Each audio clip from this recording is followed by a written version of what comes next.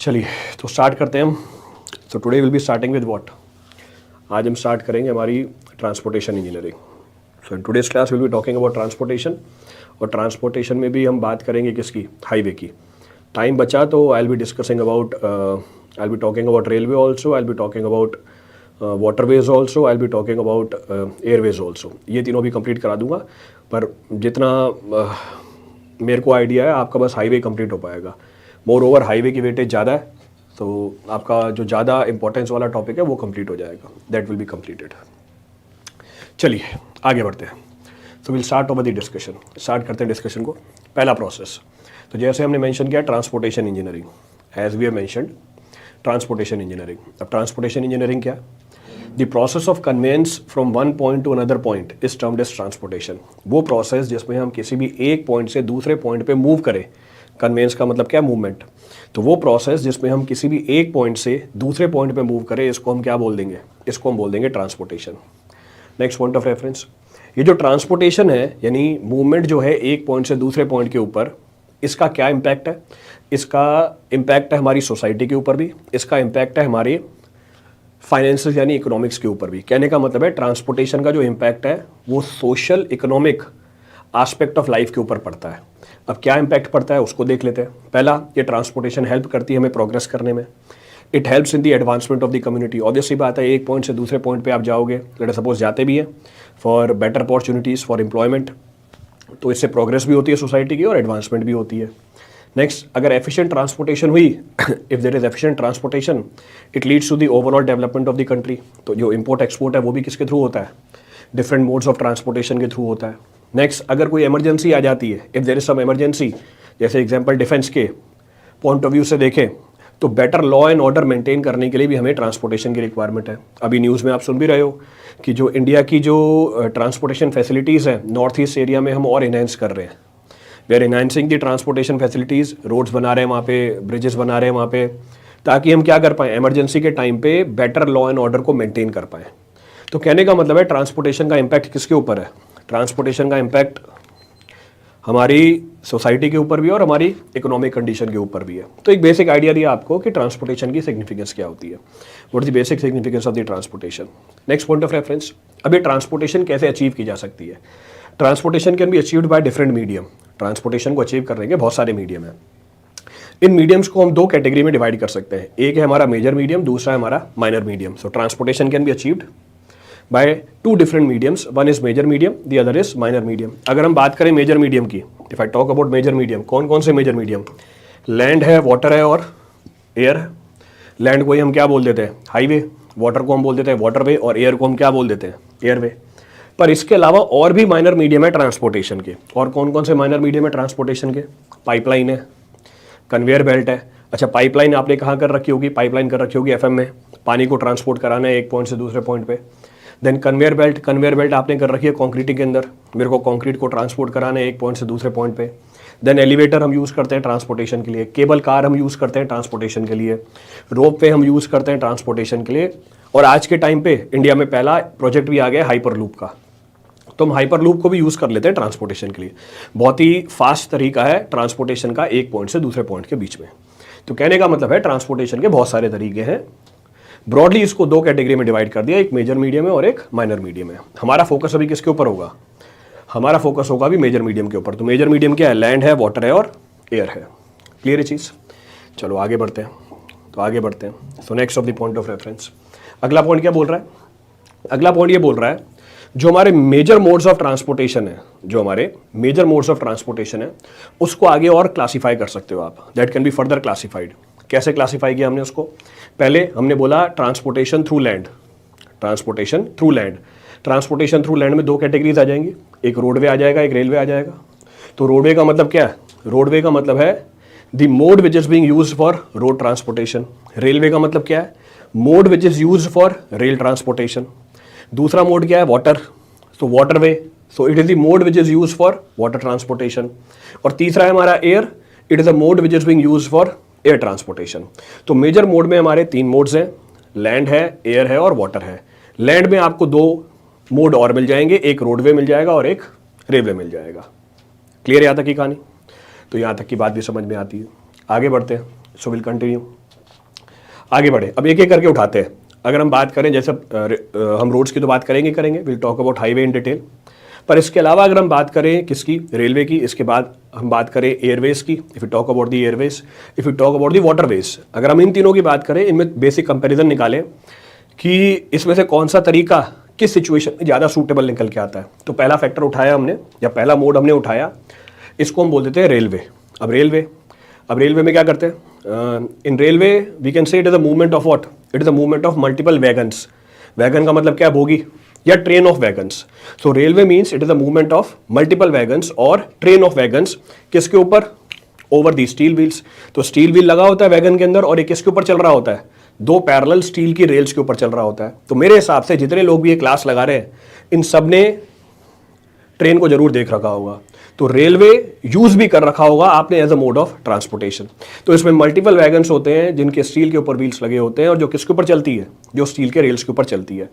Next point of reference, क्योंकि ये steel के रेल्स के ऊपर चलती है, आपको रेजिस्टेंस ज़्यादा मिलेगी या कम मिलेगी, क्योंकि ये स्टील के रेल्स के ऊपर चल रही होती है, आपको रेजिस्टेंस ज़्यादा मिलेगी या कम मिलेगी, the resistance that will be observed will be comparatively more or less. तो इन वैगन्स के जो व्हील्स हैं वो भी स्टील के हैं, और ये चलती भी स्टील के रेल के ऊपर है, तो रेजिस्टेंस कंपैरेटिवली क्या मिलेगी, कम मिलेगी। अगर रेजिस्टेंस कंपैरेटिवली कम मिलेगी, इसका मतलब कॉस्ट क्या हो जाएगी ट्रांसपोर्टेशन की, तो ये कॉस्ट ऑफ ट्रांसपोर्टेशन भी कंपैरेटिवली क्या हो जाएगी, कम हो जाएगी। अगर आपको एक डाटा दूं, if I give you a data that cost of transportation by railway is approximately 1/6 of the cost of transportation by road, तो रोड ट्रांसपोर्टेशन के कंपैरिजन में जो रेल की ट्रांसपोर्टेशन है उसकी कॉस्ट 1/6 निकल के आती है। पर जो रेल की ट्रांसपोर्टेशन है वो फ्लेक्सिबल नहीं है, it is not flexible. Road को आप अपने घर के आगे से ले जा सकते हो, बट ट्रेन अपने घर के आगे से लेके नहीं जा सकते। तो फ्लेक्सिबिलिटी कंपैरेटिवली क्या होती है, कम होती है। रेलवेज को किसी भी देश की आर्टरीज माना जाता है, तो रेलवेज को किसी भी देश की आर्टरीज माना जाता है, किसके लिए, ट्रांसपोर्टेशन सिस्टम के लिए। For any country, for the entire transportation system, railways are considered to be arteries. कहने का मतलब है एक मेजर पॉइंट से दूसरे मेजर पॉइंट तक जाने के लिए हमें रेलवे को ही यूज करना पड़ता है। We have to take the help of what, railways. तो ये पहला मोड ऑफ ट्रांसपोर्टेशन आ गया, तो it is the first mode of transportation termed as railways. Basic जानकारी दे दी, फोटो भी लगा के देख रखी है, देख सकते हो। बाकी मेरे हिसाब से सबने इस मोड ऑफ ट्रांसपोर्टेशन को अपनी लाइफ में कभी ना कभी तो यूज कर रखा होगा। You must have used this mode of transportation. आगे बढ़े, next is what, next is water transportation. Next is what, next is water transportation. अब अगर मैं बात करूं वाटर ट्रांसपोर्टेशन की, इसमें जब हमारा वैगन मूव करेगा, जैसे पीछे हमारे वैगन को हमने ट्रेन बोल दिया था, अब जो वैगन है वो हमारी क्या हो गई, वो हमारी आप बोल सकते हो लाइनर है, आप बोल सकते हो शिप है। इस बार जो रेजिस्टेंस निकल के आएगा that will be more than the rail transportation और लेस देन दी रेल ट्रांसपोर्टेशन।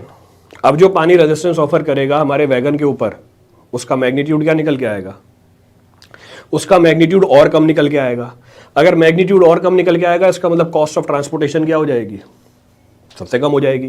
तो जो वाटर ट्रांसपोर्टेशन होती है, इसमें जो रेजिस्टेंस होता है सबसे कम निकल के आता है। It offers the minimum resistance to the movement, hence the cost of transportation is also least. सबसे सस्ता तरीका है ट्रांसपोर्टेशन का। अब भले ही सबसे सस्ता तरीका है ट्रांसपोर्टेशन का, पर टाइम टेकिंग भी है, तो सबसे ज्यादा टाइम भी इसी के अंदर लगता है। So it is a time consuming mode of transportation. तो फिर कहाँ यूज करते हैं इसको, हम यूज करते हैं जो बल्कि गुड्स होते हैं उसके ट्रांसपोर्टेशन के लिए, जिनकी वैल्यू कंपैरेटिवली क्या हो, कम हो। तो ये टाइम ज्यादा ले रहा है, तो जो बल्कि गुड्स है उसके ट्रांसपोर्टेशन के लिए हम किसको यूज कर लेते हैं, हम शिप्स को यूज कर लेते हैं, जिनकी वैल्यू कंपैरेटिवली क्या है, कम है। तो वो डायग्राम में आपको दिख भी रहा है, that can be seen in the diagram. तो रियल पिक्चर लगा रखी है, तो real picture is being shown. तो कई बार एक सवाल तो यहीं से आ जाता है, इनके बीच में कंपैरिजन पूछ लेता है। He will ask the comparison between railways, waterways, Airways and roadways. Clear है? कुमार सुजीत, बिल्कुल सही बात है। सो लो कॉस्ट ऑफर करता है, ठीक है, लो कॉस्ट ऑफर करता है। आगे बढ़ते हैं। The next of the mode of transportation is, the next of the mode of transportation is air transportation. So air transportation it the fastest mode of transportation amongst the all.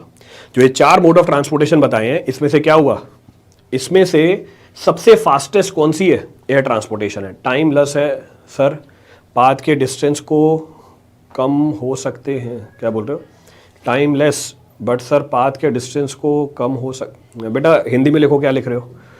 So next is air transportation, it is the fastest mode of transportation amongst the all. अब भले ही fastest mode of transportation है, पर सबसे costly भी यही है। तो चारों मेथड जो बताया आपको ट्रांसपोर्टेशन के, उनमें से सबसे ज्यादा कॉस्ट इसी की लगती है। तो फिर भैया कहां यूज करते हैं? It is suitable for the transportation of what? It is suitable for the transportation of high value goods. तो अगर आपको हाई वैल्यू गुड्स की ट्रांसपोर्टेशन करनी है, in that situation we go for what? Air transportation. तो long distance है, high value good की transportation करनी है, you can go for what? You can go for air transportation. हाँ, कॉस्ट भी ज्यादा है, सबसे कॉस्टली है, तो सबसे फास्टेस्ट है और सबसे कॉस्टली भी है। तो एक बेसिक आपको कंपैरिजन करके दे दिया। A basic comparison is being given to you. Cost high है, बिल्कुल कॉस्ट हाई है इसकी।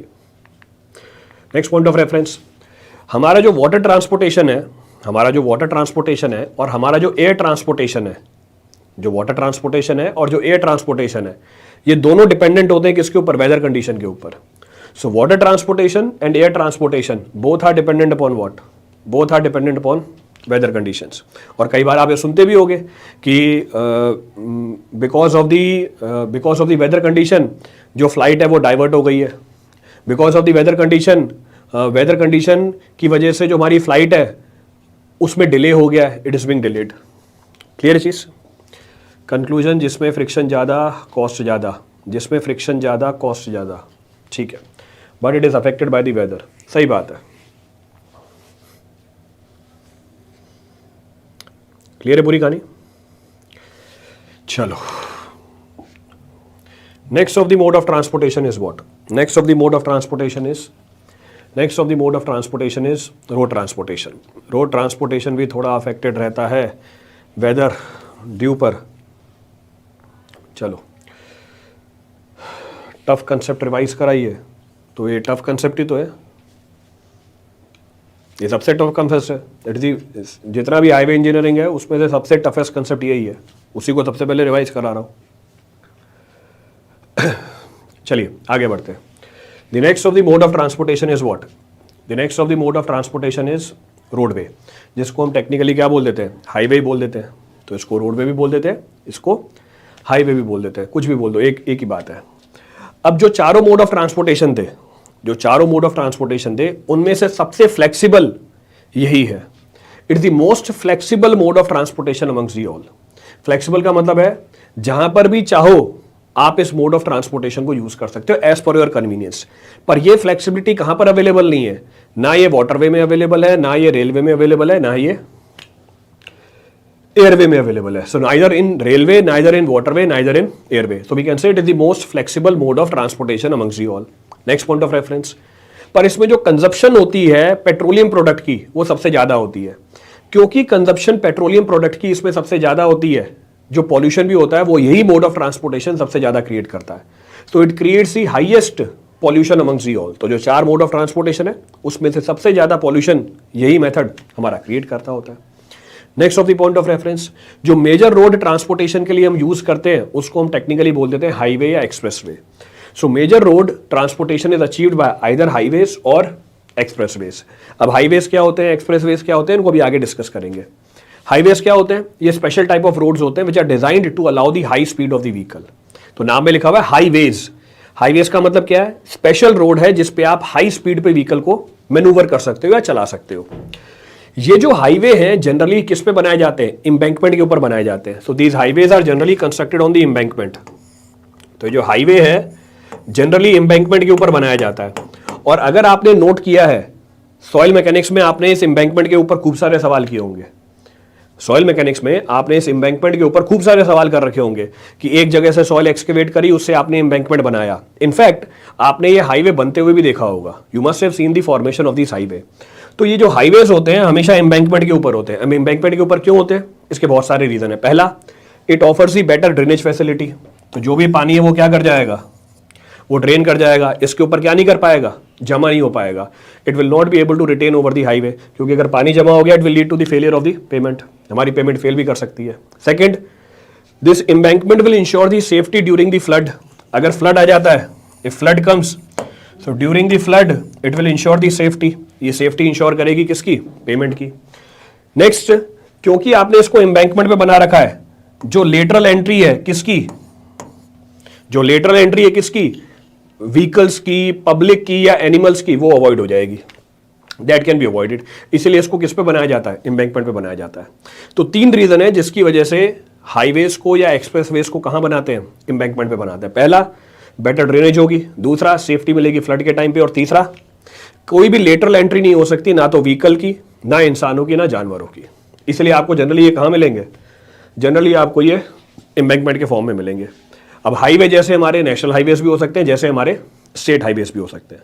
तो हाईवेज में भी नेशनल हाईवे, तो वो हाईवे जो नेशनल इंपॉर्टेंस का है उसे हम बोल देंगे नेशनल हाईवे, जिसकी स्टेट इंपॉर्टेंस है उसको हम क्या बोल देंगे, स्टेट हाईवे बोल देंगे। फिर एक्सप्रेसवेज क्या होते हैं, अच्छा एक्सप्रेसवे को एक और नाम दिया जाता है, फ्रीवे। एक्सप्रेसवे में also be termed as what, may also be termed as freeway. Expressway क्या होते हैं, expressway are superior type of highway which are designed as a direct source of connectivity between the two defined points. कहने का मतलब है point A और point B के बीच में आपको कोई ऑब्स्ट्रक्शन नहीं मिलेगा। तो पॉइंट A और पॉइंट B के बीच में आपको कोई ऑब्स्ट्रक्शन नहीं मिलेगी, there will be no obstruction. इसको हम टेक्निकली क्या बोल देते हैं, इसको हम टेक्निकली बोल देते हैं एक्सप्रेसवे। तो ये भी हाईवे है, ये सुपीरियर टाइप ऑफ हाईवे है जो दो पॉइंट को कनेक्ट करते हैं आपस में। आपको इसके बीच में क्या नहीं मिलेंगे, आपको इसके बीच में कोई ऑब्स्ट्रक्शंस नहीं मिलेंगे, there will be no obstructions. इसीलिए एक्सप्रेसवे को और क्या बोल सकते हैं, इसीलिए एक्सप्रेसवे को हम फ्रीवे भी बोल सकते हैं, मल्टी लेन बोल सकते हैं। बेटा लेन तो जितनी मर्जी दो, सिंगल लेन भी हो सकता है, मल्टी लेन भी हो सकता है, ऑब्स्ट्रक्शन नहीं होगा बीच में। कहने का मतलब ये है बीच में कोई रेड लाइट नहीं आएगी। तो आपको क्या देने पड़ेंगे, फ्लाईओवर्स देने पड़ेंगे, आपको अंडरपासेस देने पड़ेंगे। You have to give the flyovers, you have to give the underpasses in between. कोई लेटरल एंट्री नहीं होगी बीच में, there will be no lateral entry. तो लेन तो जितनी मर्जी दो, लेन किसके ऊपर डिपेंड कर जाएगी, लेन डिपेंड कर जाएगी कैपेसिटी के ऊपर कि व्हीकल की कैपेसिटी कितनी है। क्लियर है चीज, रिपीट करना है इसमें तो कुछ भी। तो एक बेसिक जानकारी दे दी आपको चारों मोड ऑफ ट्रांसपोर्टेशन के बीच में, हाईवे, रेलवे, एयरवे और वाटरवे। फिर से आपने सबने हाईवे की कंस्ट्रक्शन भी देख रखी होगी, you must have seen the construction of the highways also. चलो आगे बढ़ते हैं। तो ये आपकी जानकारी के लिए दे रखी थी, this was given for your information. Next of the point of reference, next of the point of reference, highway पर भी तो सर ऑब्स्ट्रक्शन नहीं होता, हाईवे पे लेटरल एंट्री तो होती है, हाईवे पे लेटरल एंट्री तो मिलती है भाई। कोई सा भी हाईवे उठा लो, सब में आपको लेटरल एंट्री मिलेगी। कंसिडर एनी हाईवे, कोई सा भी हाईवे उठाओ, you will find the lateral entry coming from here. तो ये लेटरल एंट्री कहाँ नहीं मिलेगी आपको, फ्रीवे में नहीं मिलेगी, हाईवे से मिल जाएंगी। और मेरे ख्याल से ऐसा कोई हाईवे नहीं होगा जिसपे लेटरल एंट्री नहीं हो, मेरे ख्याल से ऐसा कोई हाईवे नहीं होगा जिसपे लेटरल एंट्री नहीं हो। सबके शहर से कोई ना कोई हाईवे जाता होगा, सबके शहर से कोई ना कोई हाईवे पास करता होगा। तो आप अपने शहर से उस हाईवे पे कैसे जाते हो, लेटरल एंट्री के थ्रू तो जाते हो। तो भैया ये तो प्रैक्टिकल बात है, it is a very practical thing. तो क्यों ऑब्स्ट्रक्शन नहीं होते, बिल्कुल ऑब्स्ट्रक्शन होता है, देयर इज लेटरल एंट्री। चलो आगे बढ़ते हैं, so will continue. Next of the point of reference, next of the point of reference, expect one problem from this. एक सवाल जरूर आता है इसके अंदर, there will be one problem from this particular topic. क्या है, how the development of the roads have taken place over the period of time. कैसे रोड्स की डेवलपमेंट हुई है टाइम के साथ। तो एक बेसिक जानकारी होनी चाहिए हमारे पास इसके बारे में, a basic information should be known to us. तो अगर हम सीक्वेंस देखें, the earlier development of the roads were being done by the Romans. तो Roman roads followed by Tresaguet roads, followed by Telford roads, followed by macadam roads, जो आज के time पे भी यूज होते हैं, जो आज के टाइम पे भी हम यूज करते हैं। चलो एक एक करके सबकी प्रॉपर्टीज उठाते हैं। तो पहले Roman roads, then will be talking about Tresaguet roads, then will be talking about Telford roads, then will be talking about macadam roads. तो एक सीक्वेंस बना के दे दी है, रोमन रोड्स हैं, ट्रेसेगर्ड रोड्स हैं, टेलफोर्ड रोड्स हैं और मैकडम रोड्स हैं। इसके अलावा एक रोड और भी है, उसके बारे में भी हम डिस्कस करेंगे, I will be discussing about that also. तो पहला उठाया, the first of the roads which were being developed by the human race was Roman roads. So first of the, or you can say earliest of the roads which were being developed by the human race was termed as Roman roads. अब नाम में लिखा हुआ है Roman roads हैं, कहाँ develop हुआ, ये कहाँ डेवलप हुआ, रोम में डेवलप हुआ। तो कई बार ये भी पूछ लेता है कि इसकी डेवलपमेंट कहाँ पे हुई है, where it is being developed, तो ये रोम में डेवलप्ड हुए हैं। So these were the earliest of the roads developed for the military purpose. ये सबसे पुराने रोड्स हैं, क्लियर है। सर स्टेट पीएससी कवर होगा क्या, नहीं, स्टेट पीएससी का लेवल बहुत हाई है, वो इससे कवर नहीं हो पाएगा। तो इससे GATE, ESC, civil services, forest services, ये सब कवर हो जाएंगे, एसएससी जेई भी कवर हो जाएगा, जो स्टेट सर्विसेज है उसका लेवल बहुत हाई होता है और वहाँ पे जो रोमन रोड्स पूछे जाते हैं वो अलग होते हैं। तो स्टेट सर्विसेज में वो रोमन रोड्स पूछते हैं जो जापान में डेवलप हुए थे। हम तो वो रोमन रोड्स की बात करेंगे जो रोम में डेवलप हुए हैं, तो आपका सिलेबस कवर नहीं हो पाएगा यहाँ से। तो स्टेट पीएससी में वो रोमन रोड्स पूछता है जो जापान में डेवलप हुआ था। हम वो रोमन रोड्स की बात करेंगे जो रोम में डेवलप हुआ, तो स्टेट पीएससी में ये काम ही नहीं करेगा, it will not work there. तो उसके लिए आपको अलग करना पड़ेगा। चलो आगे बढ़ते हैं। So we be talking about Roman roads. तो रोमन रोड्स के बारे में क्या बताया? Roman roads were the earliest roads which were being developed by the human race for what? For the military purpose. अब इन रोड्स के इंपॉर्टेंट फीचर्स क्या है? What are the important features of these roads? पहला, they were build straight. ये आपको हमेशा कैसे मिलेंगे? स्ट्रेट मिलेंगे, रिगार्डलेस ऑफ द ग्रेडियंट। जबकि आज के टाइम पे ग्रेडियंट का भी ध्यान रखा जाता है। आज के टाइम पे ग्रेडियंट का भी ध्यान रखा जाता है। तो उससे पहले कॉन्टूर को स्टडी किया जाता है। Before that contour are being studied. पर रोमन रोड्स आपको हमेशा कैसे मिलेंगे? स्ट्रेट मिलेंगे। तो ए पॉइंट से लेके बी पॉइंट के बीच में जाना है, ये रोड हमेशा कैसे होगी? स्ट्रेट होगी, इररिस्पेक्टिव ऑफ व्हाट? ग्रेडियंट। तो पहला बेसिक फीचर। सेकंड, जो सॉफ्ट सॉइल है उसको हम एक्सकेवेट करते रहते हैं। कहां तक? जब तक आपको हार्ड स्ट्रेटा नहीं मिल जाए। कहने का मतलब यह है इसकी डेप्थ कंपैरेटिवली क्या मिलेगी? इसकी डेप्थ कंपैरेटिवली क्या मिलेगी? ज्यादा मिलेगी। तो depth of these roads is comparatively more. तो सॉफ्ट सॉइल को हटाते हैं तब तक जब तक आपका हार्ड स्ट्रेटा नहीं मिल जाए। जो टोटल थिकनेस होती है इसकी वो निकल के आती है 0.75 से लेके 1.2 मीटर। तो 1.2 metre is huge. 1.2 metre is huge. अब 1.2 मीटर अप्रोक्सीमेटली कितना है? 1.2 मीटर अप्रोक्सीमेटली अगर हम बात करें, 1.2 मीटर अप्रोक्सीमेटली हम बात करें, जिस रूम में अभी आप बैठे हुए हो उस रूम की 1/3 हाइट। तो रूम की हाइट अप्रोक्सीमेटली 3 मीटर के आसपास होती है, 3 से लेकर 3.5 मीटर। उसकी 1/3 हाइट यानी उतनी एक्सकेवेशन की जाती है इसके लिए। That much of the excavation is being carried out. तो 0.75 से लेके 1.2 मीटर्स के बीच में। अब ड्रॉबैक्स क्या थे रोमन रोड्स के? What were the drawbacks of the Roman roads? इसमें कोई क्रॉस स्लोप नहीं होती। तो अगर हम इस रोमन रोड के क्रॉस सेक्शन की बात करें, if I talk about the cross section, ये आपको क्रॉस सेक्शन मिलेगा। This will be the cross section. तो ये हमारा क्रॉस सेक्शन है। अगर ये हमारा क्रॉस सेक्शन है, इसका मतलब क्या नहीं है? यहां पे कोई क्रॉस स्लोप नहीं है। अगर क्रॉस स्लोप नहीं है इसका मतलब क्या हुआ? पानी इसके ऊपर आके जमा हो जाएगा। इन रोड्स में कोई ड्रेनेज की फैसिलिटीज नहीं होती। There are no facilities for the drainage in this particular type of roads. Second point of reference, इसमें लार्ज स्टोन्स प्रोवाइड किए जाते हैं। कहां पर? बॉटम पे। तो आपको डायग्राम बना के दिखा रखा है। Here large stones are provided at the bottom, जिनका कोई यूज ही नहीं होता। क्यों? अब तो आपको पता ही है। क्या पता है? अगर हम कोई भी लोड लगाएं ग्राउंड सरफेस पे, अगर हम कोई भी लोड लगाएं ग्राउंड सरफेस पे, जैसे जैसे हम नीचे जाते हैं प्रेशर का मैग्नीट्यूड बढ़ता जाता है या कम होता जाता है? अगर मैं कोई लोड लगाऊं ग्राउंड सरफेस पे, जैसे जैसे हम नीचे जाते हैं प्रेशर का मैग्नीट्यूड बढ़ता जाता है या कम होता जाता है? प्रेशर का मैग्नीट्यूड कम होता जाता है। इसका मतलब यह है कि अगर आपने बड़े स्टोन्स नीचे लगा दिए, इनका तो कोई पर्पस ही सॉल्व नहीं हुआ। इनको तो इसलिए लगाया गया था ताकि ये ज्यादा प्रेशर को रेजिस्ट करे, पर नीचे तो प्रेशर क्या मिला? कम मिला। इसका मतलब रोमन रोड्स में अगर आपने बड़े स्टोन्स नीचे लगाए, it will only increase the cost. ये सिर्फ क्या करेंगे? ये सिर्फ कॉस्ट को बढ़ा देंगे। तो सबसे पहले फाउंडेशन स्टोन्स लगाए जाते हैं जिनकी साइज कंपैरेटिवली बड़ी होती है।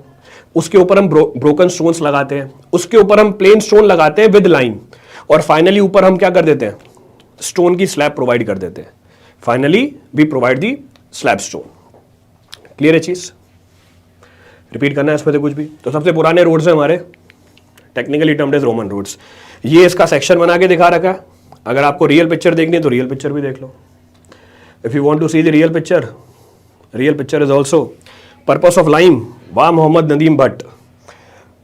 मतलब रिवीजन कोर्स में मेरे ख्याल से 10 दिन बाद पेपर है, 10 दिन बाद पेपर है गेट और ईएससी का, और ये पूछ रहा है लाइम का पर्पस बता दो क्या होता है। मतलब मैंने बिल्डिंग मटेरियल में लाइम यूज किया और मोहम्मद नदीम भट्ट ये पूछता है कि भैया लाइम का पर्पस बता दो। लाइम वो उसमें नींबू डाला था हमने ताकि रोड में थोड़ा टेस्ट आ जाए, उस रोड में थोड़ा टेस्ट आ जाए, इसलिए लाइम डाल दिया था ऊपर। तो डालते हो खाने में नींबू डालते हो ना ऊपर, वही लाइम है ये।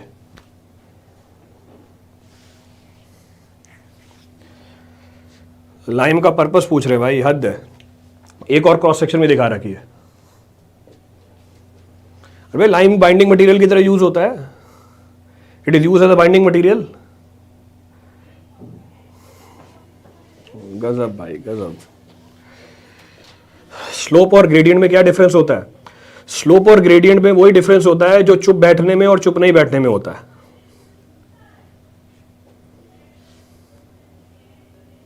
तो बस वही डिफरेंस है।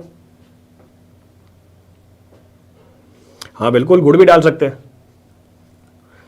So this is the cross section of the, तो ये रियल पिक्चर है। This is the real picture of the cross section of the Roman roads. तो रियल पिक्चर भी दिखा रखी है आपको यहां पे।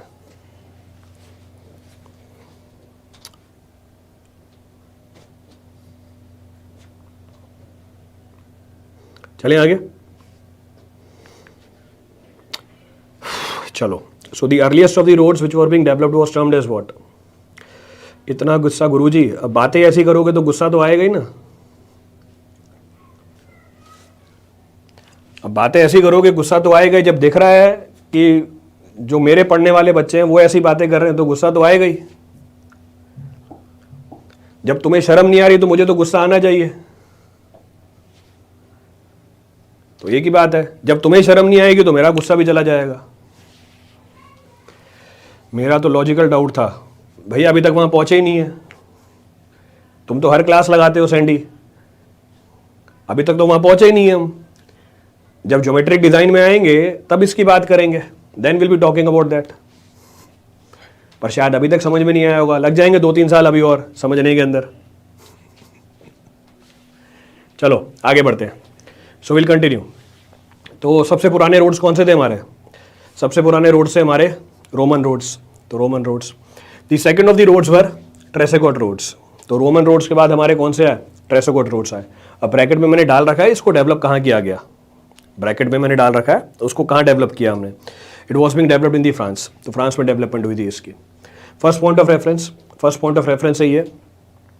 फर्स्ट पॉइंट ऑफ रेफरेंस है कि इसकी जो टोटल थिकनेस है वो रोमन रोड के कंपैरिजन में बहुत कम है। There the thickness was up to 1.2 metre, here the thickness is drastically reduced. यहाँ पर जो थिकनेस है वो ड्रास्टिकली रिड्यूस की हुई है।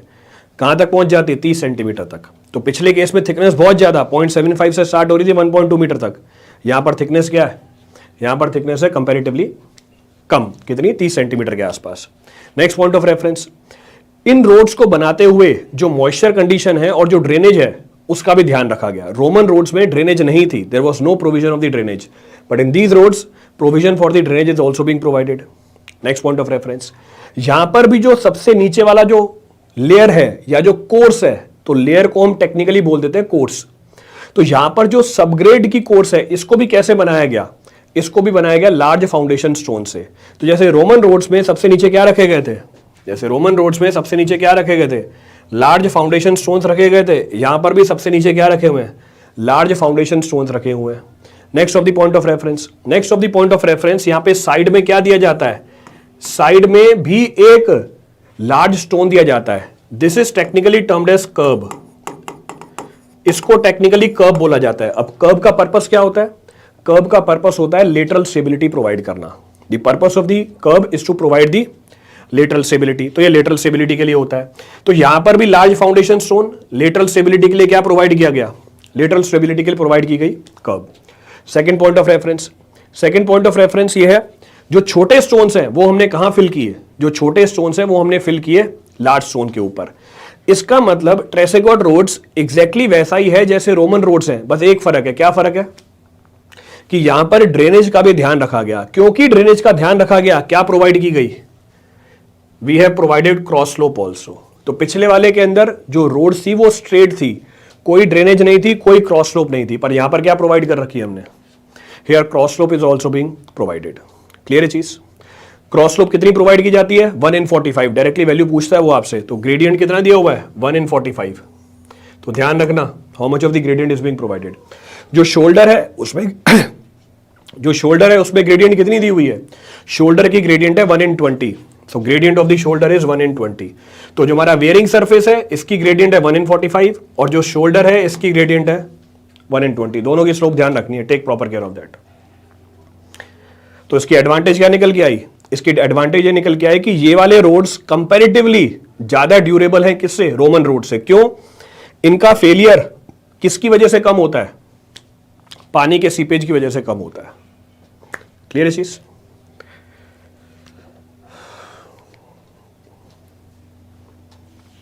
चले आगे। तो सबसे पुराने रोड्स हमारे Roman roads, followed by Tresaguet roads.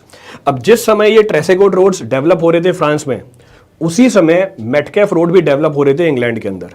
तो ट्रेसेगेट रोड और मेटकैफ रोड दोनों की डेवलपमेंट पैरेलली चल रही थी, पर मेटकैफ रोड के ऊपर कोई लिटरेचर अवेलेबल नहीं है। No literature is available for the development of the Metcalfe road. पर जानकारी दे दी उसकी डेवलपमेंट इंग्लैंड में चल रही थी separately. Its development was taking place in the England separately. तो ये हमारा दूसरा रोड खत्म। The third of the road to be referred is what? The third of the road to be referred is termed as Telford road. The third of the road to be referred is termed as Telford road. अब क्या है Telford roads? In these roads again large foundation stones are provided at the base. In this case also large foundation stones are provided at the base. तो यहां पर भी क्या किया हुआ है? लार्ज फाउंडेशन स्टोन्स को प्रोवाइड किया हुआ है। कहां पे? बॉटम पे। नेक्स्ट पॉइंट ऑफ रेफरेंस, यहां पर भी हम क्या प्रोवाइड करते हैं? क्रॉस स्लोप प्रोवाइड करते हैं। Here also cross slope is being provided. Why? To permit the drainage. यहां पर भी ड्रेनेज परमिट की जाती है। Next point of reference, here the width of the subgrade is kept to be 9 metre. यहां पर जो विड्थ होती है हमारे सबग्रेड की, उसको कितना रखा जाता है? 9 मीटर के आसपास रखा जाता है। जो फाउंडेशन स्टोन्स होते हैं उनकी थिकनेस वेरी कराते हैं 17 mm से लेके 17 सेंटीमीटर से लेके 22 सेंटीमीटर के बीच में। जो स्लोप है सेम पीछे वाले रोड्स के इक्वलेंट है 1:45। तो जो वेयरिंग सरफेस है इसकी जो क्रॉस स्लोप है it is same as that of 1:45। Clear है चीज? फर्क क्या है यहां पे? What is the difference between Telford and Tresaguet roads? पिछले केस में लेटरल स्टेबिलिटी के लिए हमने क्या प्रोवाइड किया था? पिछले केस में लेटरल स्टेबिलिटी के लिए हमने प्रोवाइड किया था लार्ज कर्ब स्टोन। पर इस बार क्या प्रोवाइड किया गया है? इन this case what is being provided? In order to provide the lateral stability instead of the curb, a layer of broken stone is provided. यहां पे एक लेयर प्रोवाइड की जाती है ब्रोकन स्टोन्स की। पिछले केस में क्या किया था? लार्ज कर्ब स्टोन प्रोवाइड किया गया था। तो ये डिफरेंस आ गया दोनों के अंदर। This is the difference between the to. Clear है चीज? रिपीट करना है इस पे कुछ भी? तो 4 तरह के रोड्स निकल के आ गए हमारे। अभी तक जितने भी रोड्स हमने डिस्कस किए, सब में कॉमन चीज क्या थी? सब में कॉमन ये चीज थी, जो सबग्रेड थी वो तो लेवल सरफेस के ऊपर बनाई थी। जो सबग्रेड थी वो सबने लेवल सरफेस के ऊपर बनाई थी। सेकंड, सबग्रेड के अंदर लार्ज फाउंडेशन स्टोन यूज किए गए जिनका कोई रोल ही नहीं था। There was no purpose being served by the large foundation stones apart from increasing the cost. वो बस कॉस्ट बढ़ा रहे थे। नेक्स्ट पॉइंट ऑफ रेफरेंस, ये दोनों चीजें तो कॉमन थी। नेक्स्ट पॉइंट ऑफ रेफरेंस, जो मेजर चेंज आया था हमारे रोड की कंस्ट्रक्शन के अंदर, वो कहां से आया? वो आया हमारे मैकेडम से। So the major change in the construction of the road was introduced by the macadam, जो आज के टाइम पे भी यूज किए जाते हैं। तो अभी तक के जितने भी रोड्स थे उनमें 2 चीजें कॉमन चल रही थी। हमारी जो सबग्रेड थी वो लेवल थी। Second point of reference, large foundation stone use किए गए थे बॉटम पे। अब आगे वाले जो रोड्स हैं वहां से पूरी डिजाइन फिलॉसफी चेंज हो गई है, जिसको हम टेक्निकली मैकेडम रोड्स बोल देते हैं, which are technically termed as what? Macadam roads. तो हमारे नए कैटेगरी के रोड्स आ गए। This is the new category roads which are being talked about now. Clear है? कॉस्ट इंक्रीज करते हैं, लार्ज फाउंडेशन स्टोन्स हैं, ठीक है, सही बात है। Kerb also separates the footpath from the pavement. हाँ, कर्ब हमारे फुटपाथ को भी पेमेंट से सेपरेट करती है। बिल्कुल सही बात बोला डोनाल्ड ट्रंप ने, एब्सोल्युटली करेक्ट। तो अब बात करते हैं मैकेडम रोड्स की। तो if I talk about macadam roads, first point of reference, macadam roads के अंदर जैसे पिछले वाले केसेस में हमारी जो सबग्रेड थी वो लेवल सरफेस के ऊपर बनाई गई थी, यहां पर सबग्रेड भी किसके ऊपर लेकी जाती है? यहां पे सबग्रेड भी लेकी जाती है over a cross slope of 1:36। तो राजू यादव, ये वेरिंग सरफेस की स्लोप नहीं है, किसकी स्लोप है? ये सबग्रेड की स्लोप है। So it is the slope of what? Subgrade. तो उसके लिए आप डायग्राम चेक कर सकते हो। So this is the slope of subgrade. तो स्लोप ऑफ सबग्रेड कितनी है? 1:36। पिछले केस में क्या था? In the previous case subgrade was having no slope, पर यहां पर स्लोप निकल के आ गई। सेकंड पॉइंट ऑफ रेफरेंस, यहां पर लार्ज फाउंडेशन स्टोन नहीं प्रोवाइड किए गए, क्योंकि macadam was the first one two से कि जैसे जैसे नीचे जाते हैं वैसे वैसे तो स्ट्रेस की मैग्नीट्यूड कम होती जा रही है। अगर स्ट्रेस का मैग्नीट्यूड कम होता जा रहा है तो लार्ज फाउंडेशन स्टोन्स की रिक्वायरमेंट ही नहीं है। इसका मतलब अब आपको क्या नहीं मिलेंगे? लार्ज फाउंडेशन स्टोन्स नहीं मिलेंगे। क्लियर है चीज? नेक्स्ट, यहां पर जो टोटल थिकनेस है आपको पीछे से भी कम मिलेगी। तो पीछे 30 सेंटीमीटर तक पहुंच गए थे, यहां पर टोटल थिकनेस कंपैरेटिवली कम है। भले ही टोटल थिकनेस कम है पर लोड की डिस्ट्रीब्यूशन कंपैरेटिवली बेटर है। The distribution of the load is comparatively better. तो हमारी कॉस्ट स्लोप है 1:36 की, उसके ऊपर हमने किसको प्रोवाइड किया, ब्रोकन स्टोन्स को प्रोवाइड किया, उसके ऊपर हमने और साइज घटा दी, और फाइनली वेयरिंग सरफेस पे तो साइज को हमने 2 सेंटीमीटर के नीचे ही कर दिया। क्लियर है चीज, रिपीट करना है उसमें से कुछ भी। वेयरिंग सरफेस का स्लोप 1:36, हाँ वेयरिंग सरफेस का स्लोप भी 1:36 है।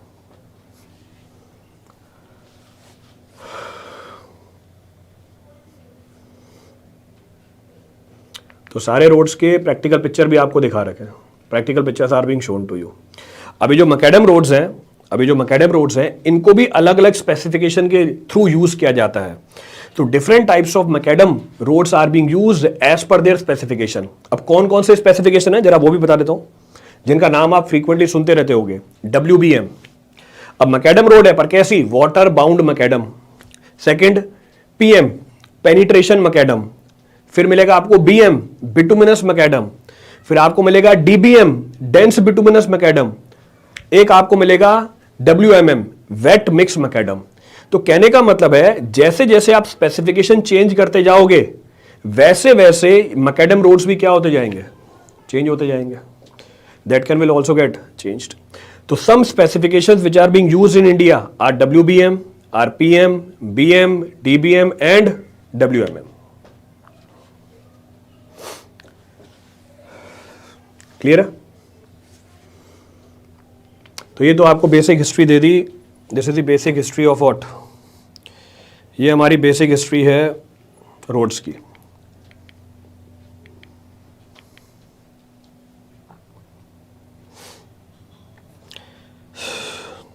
सर आज के टाइम पे भी ये यूज करते हैं?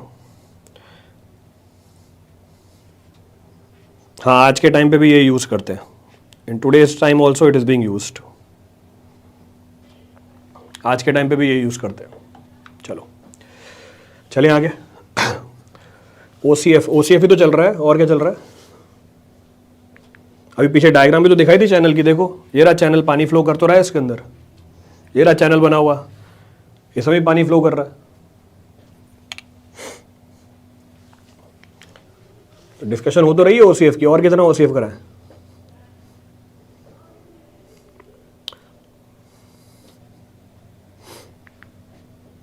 चलें आगे, चलो नोट कर लिया।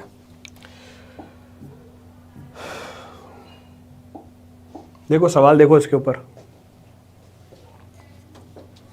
Refer the problem on this. Which of the following is the chronological sequence in regard to the road construction design development. कौन सा क्रोनोलॉजिकल सीक्वेंस है? टेलफर्ड है, ट्रेसेगार्ट है, CBR है, मैकेडम है।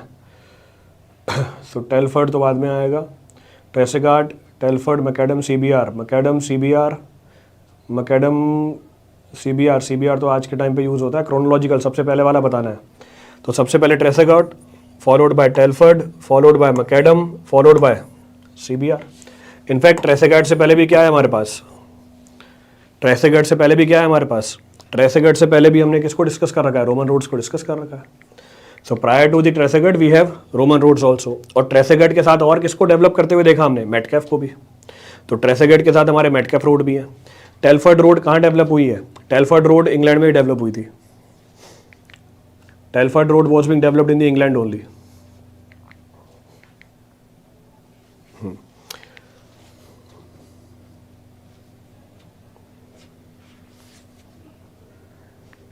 क्लियर है? चलो आगे बढ़ते हैं। So will continue. ये तो आपको बेसिक डेवलपमेंट बता दी, जैसे दी बेसिक डेवलपमेंट। तो ये हमारी बेसिक डेवलपमेंट है रोड्स की। अब हम बात करेंगे development of the roads in India. Again you will find one problem from this. फिर से आपको एक सवाल मिलेगा इसके ऊपर, जनरल सा सवाल बनता है कि कौन सी चीज़ कौन से ईयर में डेवलप हुई। तो अब बेसिक डेट्स आपको ध्यान रखनी है। मैं आपको लास्ट में फ्लो चार्ट बना के दे दूंगा, I will give you a flow chart. उस फ्लो चार्ट को भी अगर आप याद कर लोगे आपको सारा सीक्वेंस ध्यान आ जाएगा।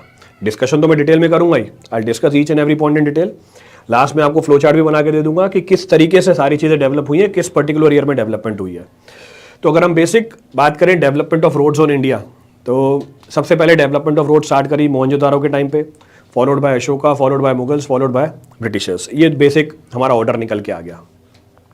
This is our basic order. अब हम बात करें इंडिया की स्पेसिफिकली, जो हमारा प्रेजेंट इंडिया है, इसमें जो रोड्स आपको दिख रही हैं उसकी डेवलपमेंट कहां से स्टार्ट हुई? सबसे पहले the first resolution was being पास इन 1927.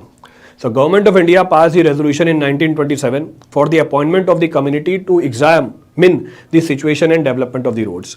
जो गवर्नमेंट ऑफ इंडिया है उसने रेजोल्यूशन पास किया 1927 में, एक कमिटी को अपॉइंट किया जो क्या करेगी, जो सिचुएशन और डेवलपमेंट ऑफ रोड्स को एनालाइज करेगी. और ये जो कमिटी एग्जामिन कर रही थी डेवलपमेंट ऑफ रोड्स की, it was under the leadership of Jayakar. इसलिए इस कमेटी को हमने क्या बोल दिया? जयकर कमेटी. तो बहुत ही कॉमन चीज है, पूछी जाती है जयकर कमेटी कब बनाई गई थी? तो 1927 में बनाई गई थी. इस जयकर कमेटी ने कुछ रिकमेंडेशंस दिए थे और वो सारे रिकमेंडेशंस मान लिए गए. ऐसा बहुत कम होता है. अभी भी आप देखते हो जब भी कोई बड़ा इशू होता है, उस इशू को रिजॉल्व करने के लिए कमेटी बिठाई जाती है. तो बहुत ही कॉमन चीज़ है, सुनते रहते होगे आज के टाइम पे. तो ये पुरानी कहानी है, अंग्रेजों के ज़माने की कहानी है. एक कमेटी बना देते हैं 4-5 लोगों की, और वो कमेटी जो रिकमेंडेशंस देती है वो गवर्नमेंट के ऊपर डिपेंड करता है उसको फॉलो करे या नहीं करे. पर जो जयकार कमेटी थी, इसके सारे रिकमेंडेशंस फॉलो किए गए थे. अब इसने क्या क्या रिकमेंडेशन दिए? जयकार कमेटी ने ये बोला कि road development in the country should be subjected to national interest. Road की जो डेवलपमेंट है एक देश के अंदर, वो नेशनल इंटरेस्ट की एक्टिविटी होनी चाहिए. सेकंड इसने क्या बोला? इन्होंने ये बोला कि an extra tax should be levied on the petrol from the users for the development of the road. हमें एक्स्ट्रा टैक्स लेना पड़ेगा यूजर से पेट्रोल के ऊपर जो रोड को यूज कर रहे हैं. तो आप जो टैक्स दे रहे हो वो इन्हीं की वजह से दे रहे हो, इन्होंने रेकमेंड किया था. और ये जो टैक्स है किस में जाता है? हमारे सेंट्रल रोड फंड में जाता है. This tax is being collected and deposited in central road fund. तो इन्होंने बोला नहीं, एक्स्ट्रा टैक्स लो यूजर से जो रोड को यूज कर रहे हैं. किसके ऊपर लो ये टैक्स? पेट्रोल के ऊपर लो टैक्स. नेक्स्ट, एक सेमी ऑफिशियल टेक्निकल बॉडी बनानी चाहिए जो हमें टेक्निकल जानकारी देगी for the development of the roads. अब ये सेमी ऑफिशियल टेक्निकल बॉडी जो डेवलप हुई, क्या बोलते हैं इसे? ये जो semi official technical body develop हुई, क्या बोलते हैं इसे? This is termed as what? अभी आगे डिस्कस करूंगा इसके बारे में. So semi official technical body, this is termed as what?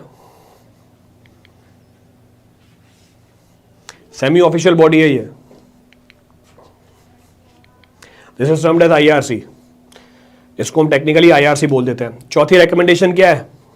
चौथी रिकमेंडेशन है, a research organisation should also be instituted to carry out the research and development of the new techniques for the road development. इस committee ने यह बोला कि एक research organisation भी setup होनी चाहिए हमारे देश के अंदर जो नई टेक्निक को डेवलप करेगी for the development of the roads. और वो जो रिसर्च ऑर्गेनाइजेशन है आज के टाइम पे क्या जानी जाती है? CRRI, central road research institute. तो ये 4 रिकमेंडेशंस दिए थे जयकार कमेटी ने. एक, रोड की डेवलपमेंट नेशनल इंटरेस्ट का काम होना चाहिए. दूसरा, पेट्रोल के ऊपर टैक्स लो लोगों से. तीसरा, एक सेमी ऑफिशियल टेक्निकल बॉडी हो जो हमें जानकारी दे डेवलपमेंट ऑफ रोड्स के बारे में. चौथा, एक रिसर्च ऑर्गेनाइजेशन भी होनी चाहिए.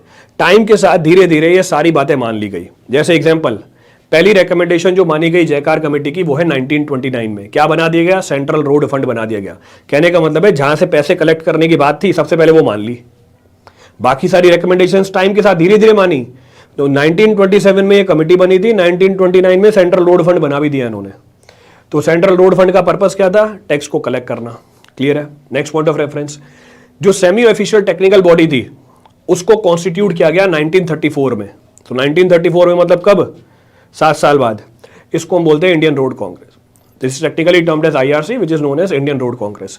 इसका काम क्या होता है? टेक्निकल नो हाउ बताना. किसके बारे में? डेवलपमेंट ऑफ रोड्स के बारे में. इसके बाद डेवलपमेंट क्या आई? इसके बाद डेवलपमेंट आई 1939 में. 1939 में मोटर व्हीकल एक्ट आया. The motor vehicle act was being brought in place to frame the laws and ordinances relating to traffic. तो मोटर व्हीकल एक्ट का काम था लॉज बनाना relating to what? Traffic. Traffic में ये लॉज गवर्न करते हैं किसको? ड्राइवर को भी और व्हीकल के ओनर को भी. It governs the driver and vehicle owner. तो डेट कौन कौन सी आई है अभी? सबसे पहले डेट आई 1927. 1927 में जयकार कमेटी बनी. नेक्स्ट 1929 में सेंट्रल रोड फंड आ गया. नेक्स्ट 1934 में इंडियन रोड कांग्रेस बन गई. 1939 में मोटर व्हीकल एक्ट आ गया. क्लियर है यहां तक? Next point of reference. Next point of reference, एक कॉन्फ्रेंस बुलाई गई सारे चीफ इंजीनियर्स की. एक कॉन्फ्रेंस बुलाई गई सारे चीफ इंजीनियर्स की of all the states. Conference किसने बुलाई? IRC ने.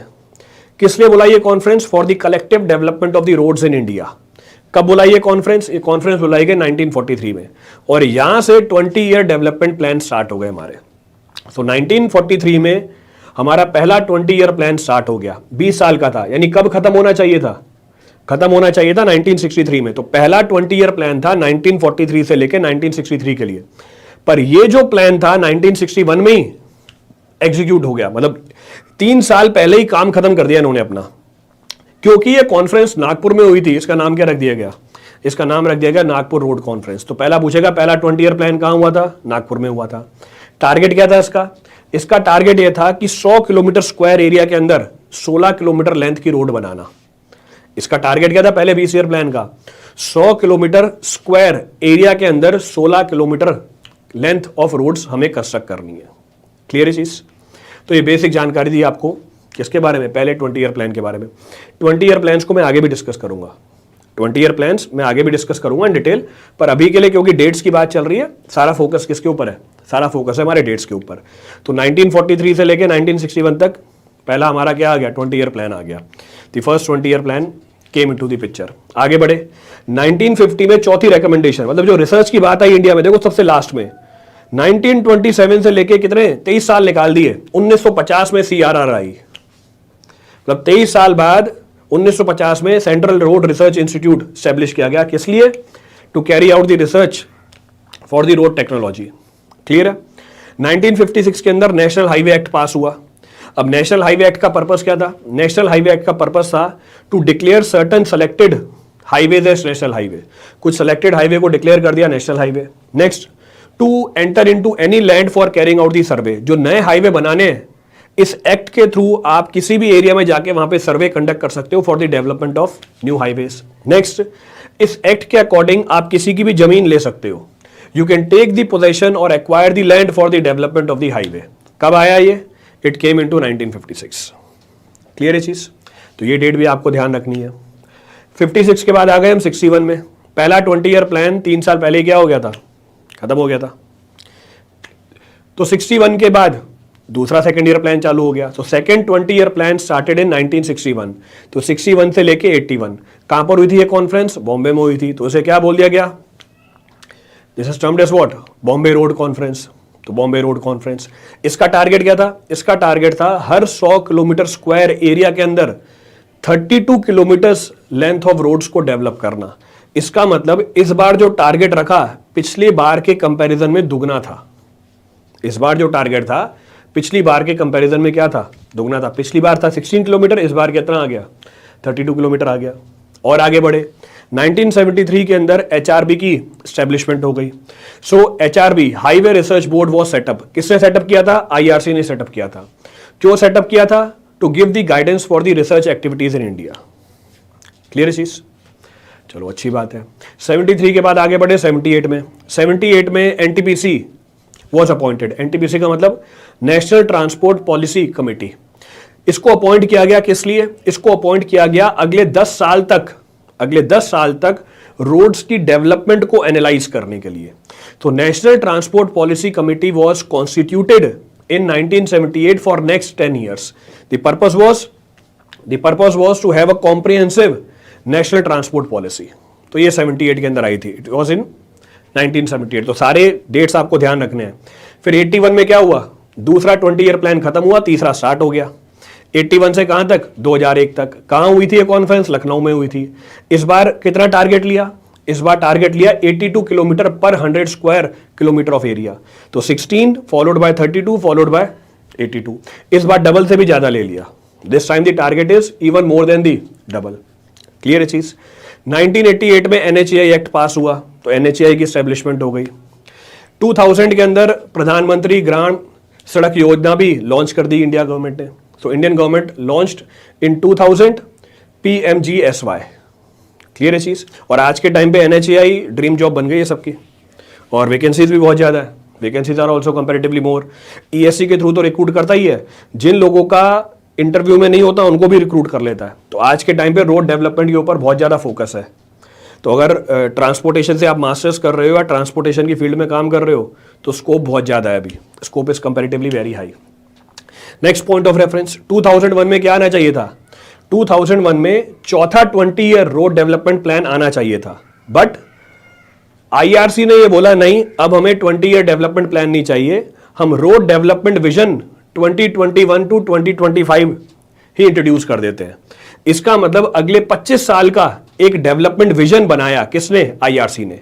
इसका मतलब 3 20 ईयर रोड डेवलपमेंट प्लान थे, उसके बाद इसको स्क्रैप कर दिया गया। It was being scraped. Clear है चीज? अब हम 2025 के अंदर है, तो 2 साल बाद 3 साल बाद 2025 भी हमारा हो जाएगा। क्लियर है चीज? तो ये सारी डेट्स आपको ध्यान रखनी है। तो डेट्स के लिए मैंने आपको फ्लो चार्ट बना के दिया हुआ है, तो ये फ्लो चार्ट उठा लेना। तो सबसे पहले क्या थी हमारी?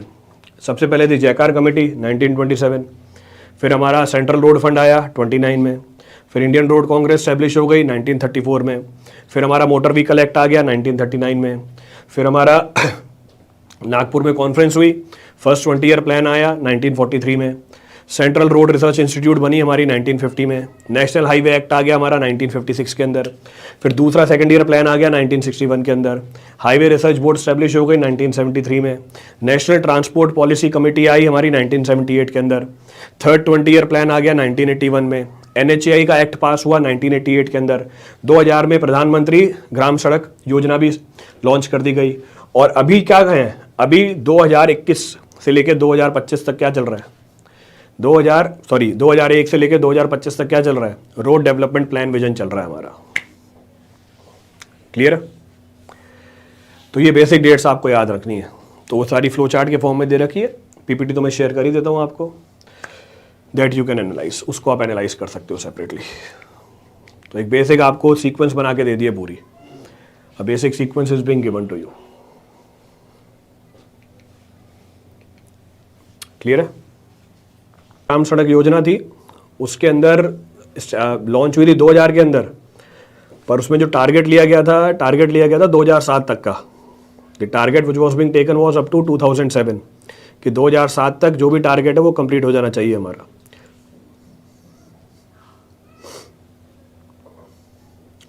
चलो, so basic idea is being given to you. तो ये हमारा रोड डेवलपमेंट भी हो गया। देखो सवाल इसके ऊपर क्या है, refer the problems on this.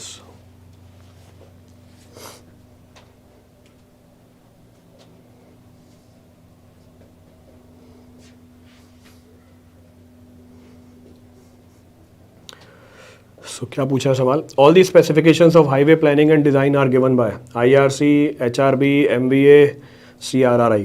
MVA motor vehicle act हमारा। तो जितनी भी स्पेसिफिकेशंस है फॉर हाईवे प्लानिंग, तो हाईवे प्लानिंग की जितनी भी स्पेसिफिकेशंस है कहाँ से आती हैं? IRC से आती हैं। CRI का काम क्या है? रिसर्च को एग्जीक्यूट कराना।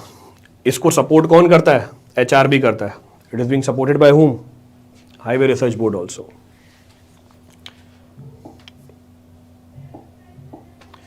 चलिए, road development plan for India for the period of 1981 to 2001, ये आपके SSC के सवाल है सारे। Is also known as what? कौन सा प्लान है ये? तीसरा प्लान है। तीसरा प्लान कहाँ हुआ था हमारा? लखनऊ में। तो नागपुर में हुआ था, बॉम्बे में हुआ था, फिर हमारा लखनऊ प्लान है। So this is our Lucknow plan. So Lucknow plan. So now finally the comparison between all the plans are being shown to you. तो फाइनली कंपैरिजन दिखा रखा है आपको सारे प्लान्स के बीच में। पहला 20 ईयर प्लान, दूसरा 20 ईयर प्लान और तीसरा 20 ईयर प्लान। तो एक कंपैरिजन तो पूछी जाती है इसके अंदर। One comparison will be asked. अब आपको प्लान के नाम ध्यान रखने। सबसे पहला Nagpur, followed by Bombay, followed by Lucknow. Next point of reference है ड्यूरेशन। अब जो ड्यूरेशन है, पहले वाले की 20 साल की जगह क्या है? 17 साल ही है। वो 3 साल पहले ही कंप्लीट हो गया था। तो 61 में कंप्लीट हो गया था। It was completed in 61 only. तो 43 से लेके 61, 61 से लेके 81, 81 से लेके 2001। रोड की डेंसिटी जो डेवलप करनी थी वो कितनी थी? 16 किलोमीटर पर 100 kilometre square, then 32, then 82। Next, जो रोड का पैटर्न था नागपुर के अंदर, it was kept as star and grid pattern. अब ये स्टार और ग्रिड पैटर्न क्या होता है अभी डिस्कस करूंगा मैं। That I will discuss. All types of pattern will be discussed. उसके अलावा दोनों जो प्लान थे हमारे 20 ईयर, उसमें कोई पैटर्न स्पेसिफाई नहीं किया हुआ था। नेक्स्ट, हर प्लान में एक्सप्रेस हाईवे की लेंथ कितनी होनी चाहिए? पहले वाले में कोई एक्सप्रेस हाईवे नहीं था। दूसरे वाले में इट वॉज 1600 किलोमीटर, तीसरे वाले में it was 20,000 kilometre. You can see the difference. तो दूसरे 20 ईयर प्लान में और तीसरे 20 ईयर प्लान में एक्सप्रेस हाईवे की जो लेंथ है में कितना फर्क है? 1600 किलोमीटर और यहां पर कितना है? 20,000 किलोमीटर। और आज के टाइम पे देखोगे 1 लाख किलोमीटर से भी ऊपर पहुंच गई है, it is even more than 1 lakh kilometre. तो कहने का मतलब है रोड के अंदर जो डेवलपमेंट चल रही है बहुत ही रैपिड पेस से चल रही है, it is taking place at rapid place. Next अगर हम बात करें क्लासिफिकेशन की, how the roads were being classified in these different 20 year plan. सबसे पहले वाले में नागपुर में क्लासिफिकेशन थी national highway, state highway, MDR मतलब मेजर डिस्ट्रिक्ट रोड, ODR मतलब अदर डिस्ट्रिक्ट रोड और विलेज रोड। तो national highway, state highway, MDR, ODR and VR, this was the classification in Nagpur plan. फिर आया हमारा बॉम्बे प्लान। बॉम्बे प्लान के अंदर भी क्लासिफिकेशन यही थी, national highway, state highway, major district road, other district road and village road. जो तीसरा 20 ईयर प्लान आया इसमें क्लासिफिकेशन चेंज हुई, here the classification is changed. यहाँ पे क्लासिफिकेशन हुई प्राइमरी रोड्स। अब प्राइमरी रोड्स क्या है हमारे, एक्सप्रेस हाईवे, नेशनल हाईवे। दूसरा secondary roads state highway, MDR। फिर आया रूरल रोड्स या टर्शरी रोड्स, विलेज रोड और ODR। तो ये क्लासिफिकेशन में फर्क आ गया, there is a change in classification now. तो एक बेसिक टेबल बना के दे दी आपको डिफरेंस की। A basic table is being given to you.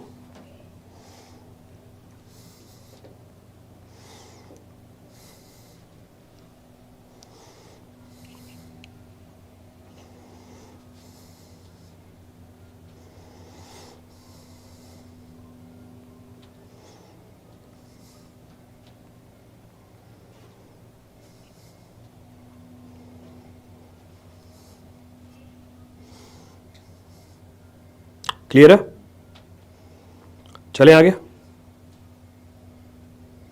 Shell we continue. चलो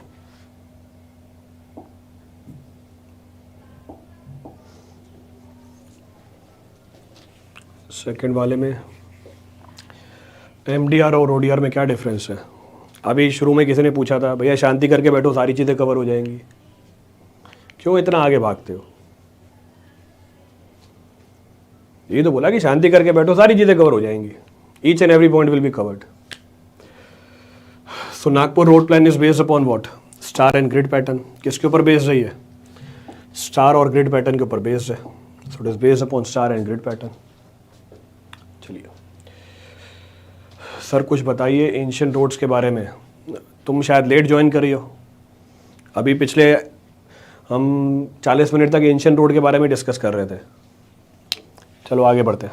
सो will continue. So next of the point of reference, again objective मिलेगा आपको इसके ऊपर, you will find one objective on this particular point. क्या है, length of the roads as per third 20 year road plan. तो directly numerical आता है इसके ऊपर। तो जो हमारा थर्ड 20 ईयर रोड प्लान है उसमें लेंथ ऑफ रोड कैलकुलेट करने के एम्पेरिकल रिलेशनशिप दिए हुए हैं और इसके ऊपर वो न्यूमेरिकल बना के दे देता है। He will give you numerical on this. तो कन्वेंशनल में भी मिलेगा, अभी SSC JEE का होने वाला मेंस का एग्जाम, हो सकता है उसके अंदर भी आ जाएगी। ESE में भी आता है, गेट में ऊपर भी छोटे छोटे न्यूमेरिकल बन के आते हैं। तो जो तीसरा 20 ईयर रोड डेवलपमेंट प्लान था उसमें स्पेसिफाइड था कि आप अलग अलग रोड्स की लेंथ कैसे कैलकुलेट करोगे एम्पेरिकली।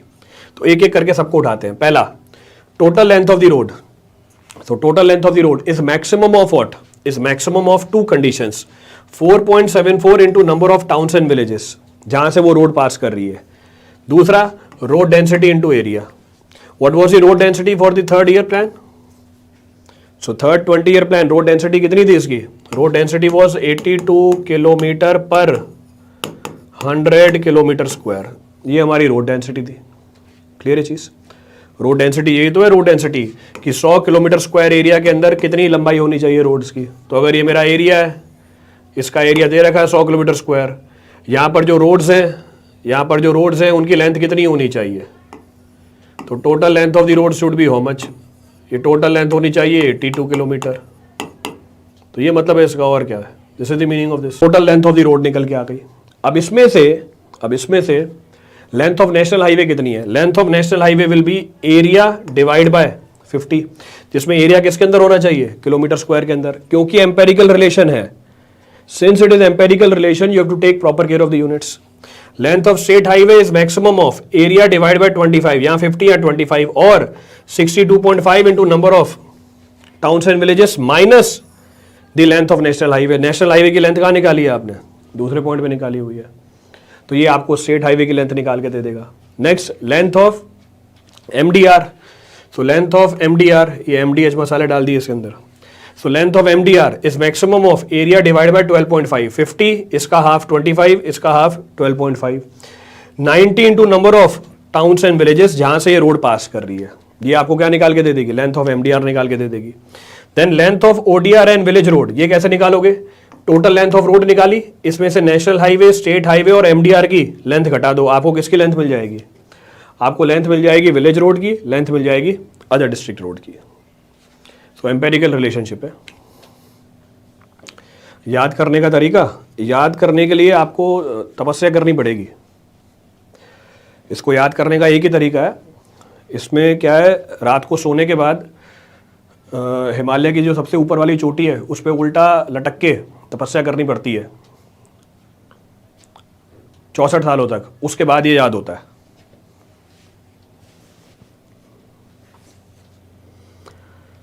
लेंथ ऑफ NH वो टोटल 82 किलोमीटर में से ही होगा. लेंथ ऑफ NH, हाँ उसी में से होगा.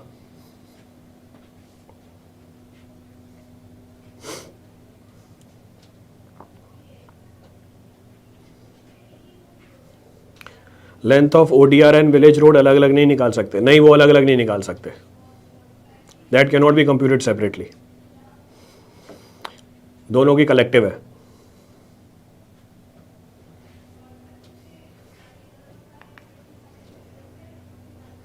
चलो आगे बढ़ते हैं.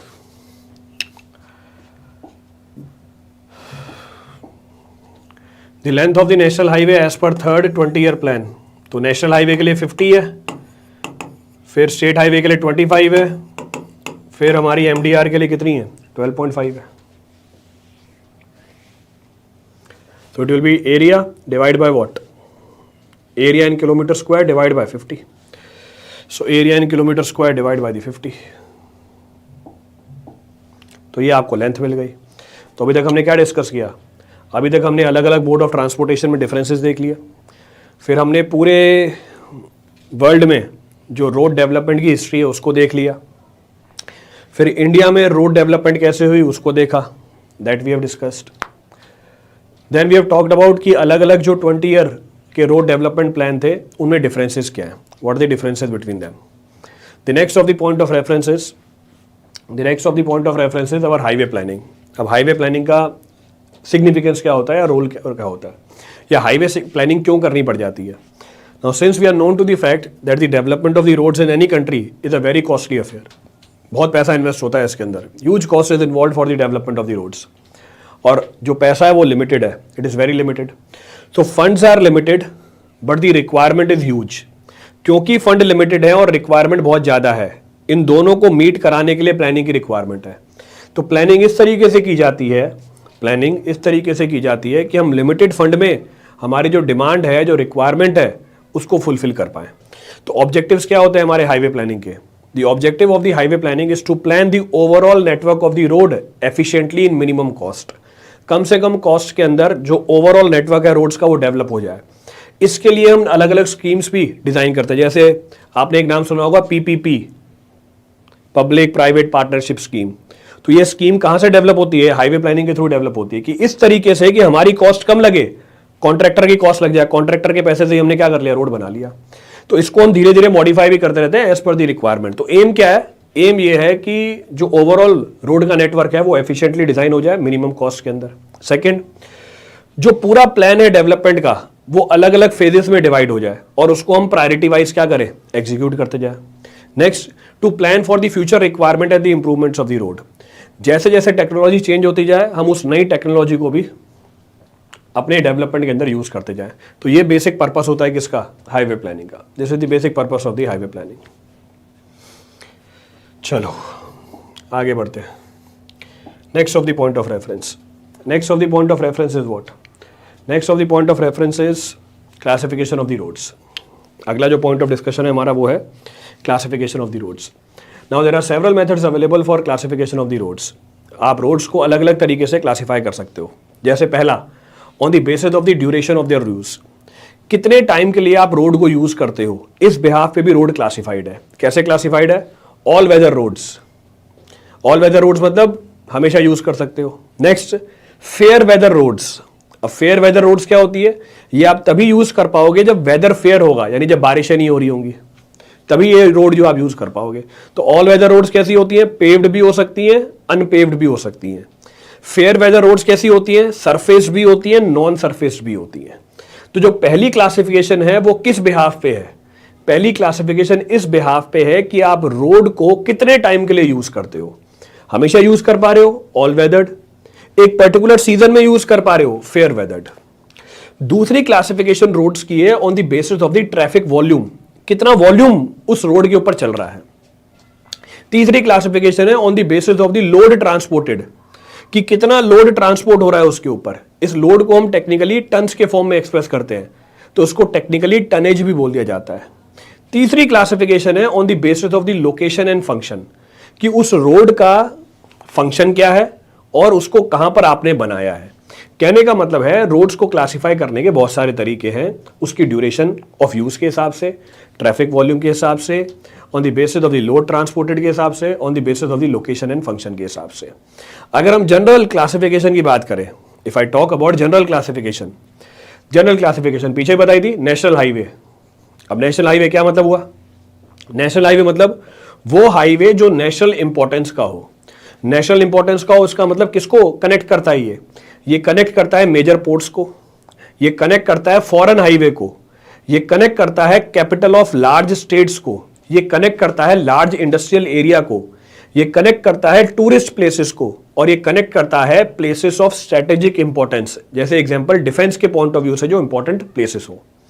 तो नेशनल हाईवे वो हाईवे है जो कनेक्ट करता है नेशनल इंपॉर्टेंस की प्लेसेस को। अब खूब सारे एग्जांपल दिए मैंने आपको, like major ports, like foreign highways, like capitals of large state, like large industrial area, like tourist places, like places of strategic importance which is known as defence. तो इसका मतलब ये क्लासिफिकेशन किस बिहाफ पे हो गई, ये क्लासिफिकेशन हो गई इसकी लोकेशन के बिहाफ पे। क्लियर है, चलो आगे बढ़ते हैं। वेदर नहीं होगा तब, वेदर नहीं होगा तब, अच्छा कब वेदर नहीं होता, मेरे ख्याल से तुम्हें पृथ्वी पे आए हुए 20 साल से तो ऊपर हो गए होंगे। पिछले 20 साल में आपने ऐसा कब देख लिया जब वेदर नहीं था, तो जरा बताना कब वेदर नहीं होता। तो बोल रहा जब कब वेदर नहीं होगा, तो अगर सर वेदर नहीं हुआ तब क्या होगा, तो तुम ये बताना पिछले 20 साल में कभी ऐसा मौका मिला तुम्हें जब तुम्हें वेदर नहीं दिखा हो।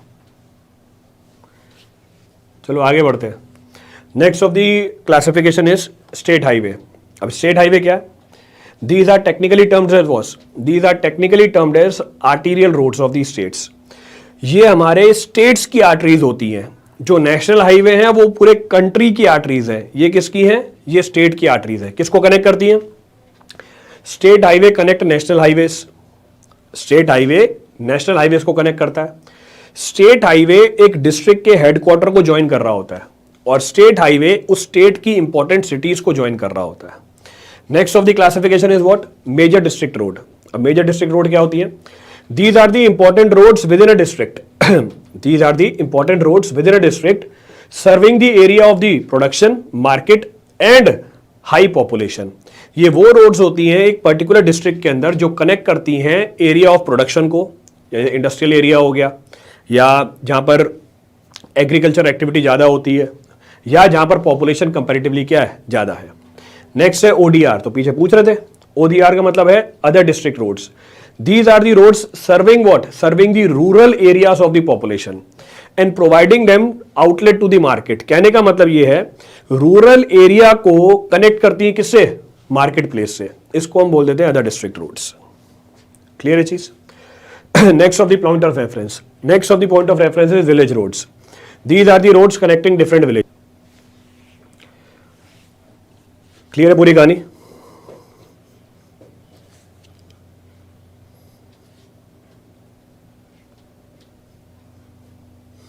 तो ये क्लासिफिकेशन आ गई हमारे रोड्स की।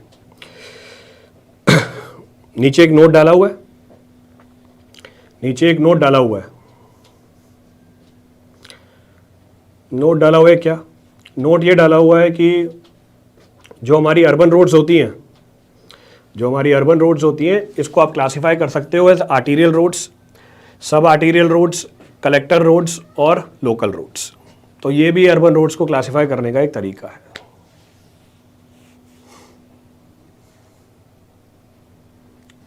चलिए आगे।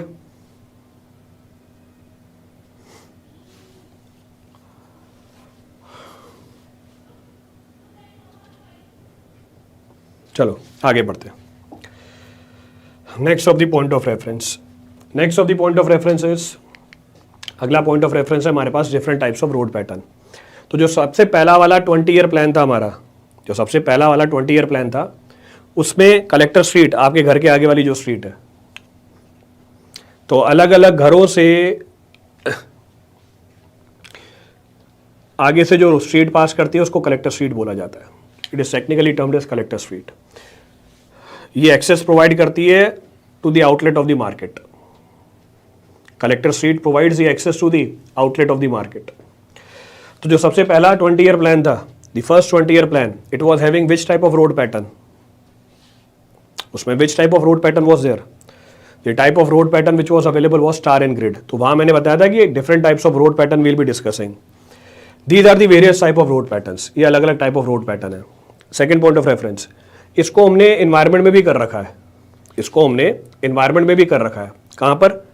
हमने ये डिस्कस किया है कि किसी भी शहर के अंदर जो पाइप का नेटवर्क होता है वो किसके नीचे होता है? रोड के नीचे ही होता है। इसीलिए type of road network is equivalent to what? Is equivalent to type of distribution system. जैसा डिस्ट्रीब्यूशन सिस्टम है वैसा ही रोड नेटवर्क होता है। तो पहले तरह का जो रोड नेटवर्क है वो क्या है हमारे पास? Rectangular and block pattern. अब रेक्टेंगुलर ब्लॉक पैटर्न ये बना हुआ है, दिस इज द प्लान। ये मैंने आपको गूगल से चंडीगढ़ का प्लान भी दिखा रखा है, तो ये आपको चंडीगढ़ में मिलेगा, चंडीगढ़ का प्लान बना हुआ है। तो वो डायग्राम बना हुआ है, वो रियल पिक्चर है उसकी। It is the plan which is being shown to you.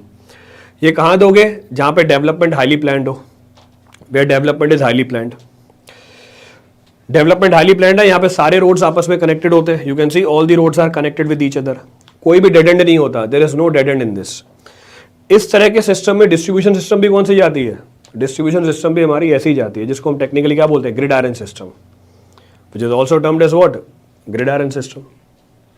इसकी कॉस्ट कंपैरेटिवली ज़्यादा होती है, cost is also comparatively more. तो ये पहला सिस्टम आ गया, rectangular and block pattern. The next type of road pattern is hexagonal pattern. जो दूसरा रोड पैटर्न है उसको हम बोलते हैं हेक्सागोनल पैटर्न। इसको भी कहाँ प्रोवाइड करते हैं? Where development is highly planned.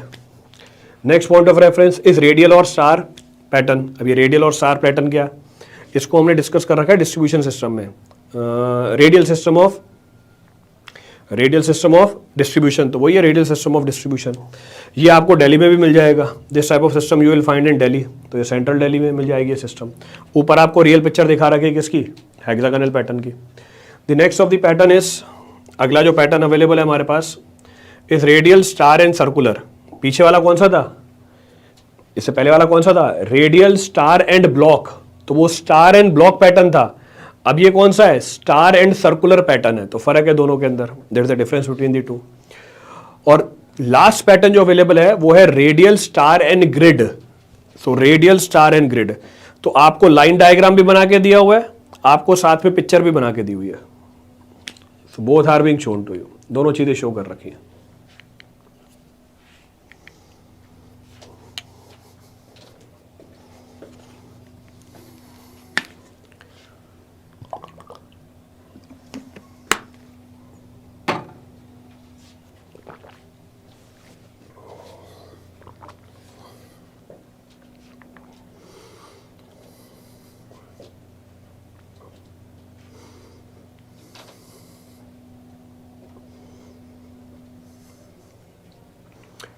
Noted?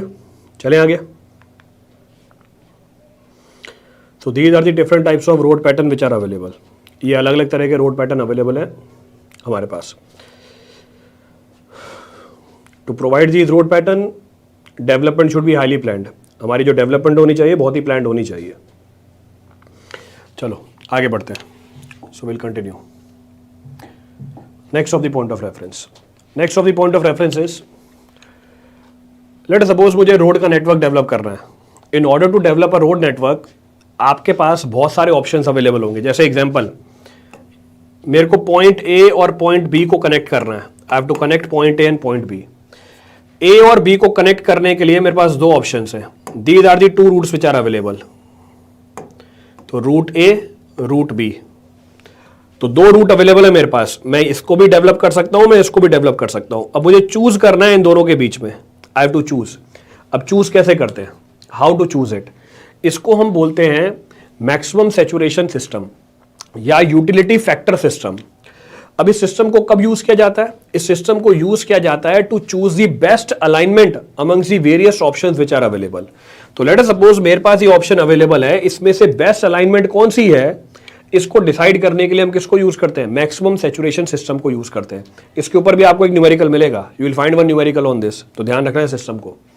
अब क्या करते हैं सिस्टम के अंदर, what are the rules to decide the factor, इसमें हम अलग अलग फैक्टर प्रोवाइड करते हैं डिपेंडिंग अपॉन द यूज। इन फैक्टर्स को बोला क्या जाता है, इन फैक्टर्स को बोला जाता है यूटिलिटी फैक्टर। अब क्या रूल्स हैं इन फैक्टर्स को देने के, पहला रूल ये बोलता है provide a utility factor of 0.5 to the lowest population. Let us suppose इस वाले अलाइनमेंट के अंदर these are the communities which are available, ये कम्युनिटीज अवेलेबल है, पॉपुलेशन है 50 के, पॉपुलेशन है 100 के, पॉपुलेशन है 80 के। यहां पर जो अलाइनमेंट है ये इन तीन पॉपुलेटेड एरिया से जा रही है, 25 के, 150 के, 30 के। तो आ गई अलग अलग पॉपुलेशन की जगह। तो आप क्या करोगे, what you will do, you will provide a utility factor of 0.5 to the lowest population. तो सबसे लोएस्ट पॉपुलेशन कौन सी है, 25 के, इसको यूटिलिटी फैक्टर कितना दे देंगे, 0.5 का। और जो हमारी हाईएस्ट पॉपुलेशन होगी या इसके बाद वाली पॉपुलेशन होगी, उसको आप जो यूटिलिटी फैक्टर दोगे वो इसका दुगना होगा। इसका मतलब 0.5 का दुगना कितना हो जाएगा, 2। सो this is the utility factor for 25 के। फिर इसके बड़ी पॉपुलेशन 30, इसका यूटिलिटी फैक्टर 1। फिर इससे बड़ी पॉपुलेशन है 50 के, इसका यूटिलिटी फैक्टर 2। इससे बड़ी पॉपुलेशन इज हाउ मच, 80 के, इसका यूटिलिटी फैक्टर 4। इससे बड़ी पॉपुलेशन इज 100 के, इसका यूटिलिटी फैक्टर 8। इससे बड़ी पॉपुलेशन 150 के, इसका यूटिलिटी फैक्टर 16। कहने का मतलब यह है आप अगला यूटिलिटी फैक्टर निकालने के लिए उसको मल्टीप्लाई कर दोगे किसके साथ, 2 के साथ, तो डबल कर दोगे आप यूटिलिटी फैक्टर को। सो सबसे छोटी वाली पॉपुलेशन को यूटिलिटी फैक्टर दोगे 0.5 का, और जैसे जैसे आगे बढ़ते जाओगे इस यूटिलिटी फैक्टर को क्या करते जाओगे, बढ़ाते जाओगे। अगर कोई ऐसा एरिया है जहां पे एग्रीकल्चर प्रोडक्शन होती है, उसको आप यूटिलिटी फैक्टर दोगे 1 का। क्लियर है चीज। Next of the point of reference, अगर कोई इंडस्ट्रियल एरिया है वहां पर भी आप यूटिलिटी फैक्टर प्रोवाइड करोगे एज पर दी वेटेज। अब इंडस्ट्रियल एरिया में अलग अलग टाइप की इंडस्ट्रीज हैं, हर इंडस्ट्री का वेटेज अलग है। So according to the type of industries you will decide the weightage. Clear है चीज। जैसे ही मेरे को यूटिलिटी फैक्टर मिल गए, मैं क्या करूंगा, मैं पहले वाले अलाइनमेंट की टोटल यूटिलिटी निकालूंगा, दूसरे वाले अलाइनमेंट की टोटल यूटिलिटी निकालूंगा। जहां पर टोटल यूटिलिटी ज्यादा निकल के आएगी उस अलाइनमेंट को हम सेलेक्ट कर लेंगे, that alignment will be selected.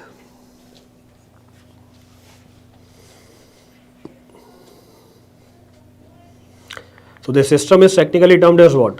This system is technically termed as utility factor system और maximum saturation system। कोई सा भी नाम दे दो, चाहे utility factor system बोल दो, चाहे maximum saturation system बोल दो, it is one and the same thing।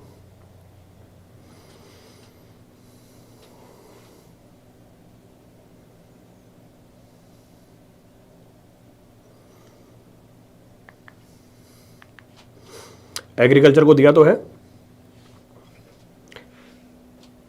तो जहां पर भी एग्रीकल्चर प्रोडक्शन आ जाएगी वहां पे हम फैक्टर देंगे 1 का। इंडस्ट्रियल एरिया में कैसे देनी है वेटेज, डिपेंड करेगा इंडस्ट्री के ऊपर, it depends upon the industry. Industry 1000 तरह की है, पेंट की इंडस्ट्री है, लेदर की इंडस्ट्री है, पेपर की इंडस्ट्री है, पेट्रोलियम इंडस्ट्री है। तो अगर पेट्रोलियम इंडस्ट्री है मैं उसको वेटेज ज़्यादा दे दूंगा, weightage given will be comparatively more. Paper industry है मैं वेटेज को घटा दूंगा, I will reduce the weightage. Clear है चीज। लेंथ ऑफ द रोड से डिवाइड नहीं करेंगे, बिल्कुल डिवाइड करेंगे। लेंथ ऑफ रोड अभी मैंने इंट्रोड्यूस ही नहीं करी, दोनों लेंथ सेम रखी थी, both the lengths were kept same. तो अगर आपने रोड की लेंथ भी बदल दी तो आपको पर यूनिट लेंथ निकालना पड़ेगा। If you are changing the length of the road it means the calculation must be done per unit length of the road. Clear है। चलो आगे बढ़ गए. इफ बोथ एग्जिस्ट करें एग्रीकल्चर एंड प्रोडक्शन, देन दोनों के अलग अलग यूटिलिटी फैक्टर प्रोवाइड करोगे.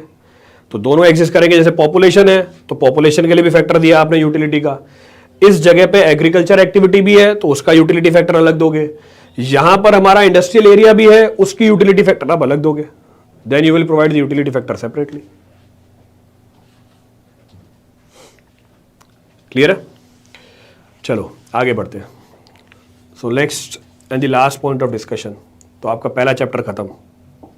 Your first of the chapter is finished. Last of the point of reference is कि what are the different types of survey which are to be carried out before deciding the alignment of the highway.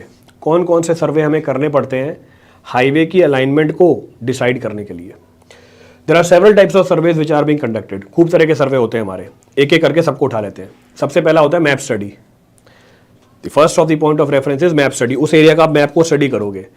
Map आपको क्या क्या बता देगा?